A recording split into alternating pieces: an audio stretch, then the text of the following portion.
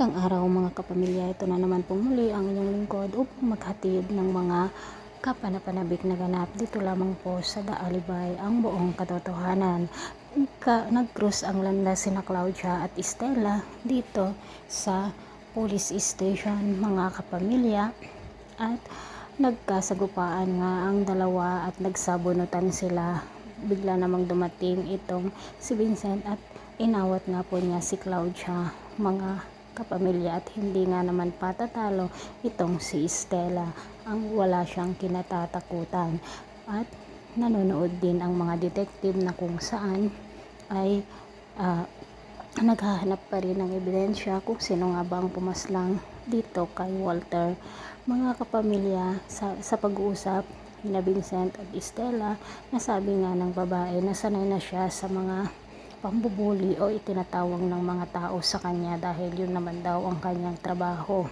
Kung kahit ano pang sabihin nila ay hindi daw siya apektado dahil hindi naman daw sila ang nagpapakain sa kanya.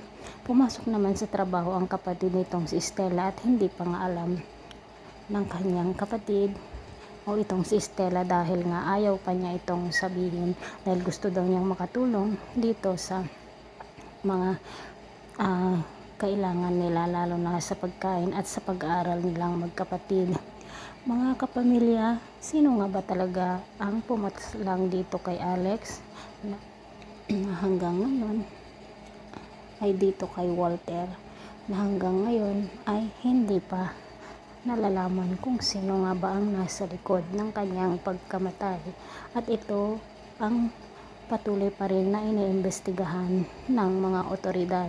Sinampal naman ng ina ni Vincent itong si Claudia dahil nga nang malaman nila na naging kerida nitong si Walter noong nabubuhay pa, at talagang maraming masasakit na salita ang sinabi ng mga magulang ni Vincent dito kay Claudia.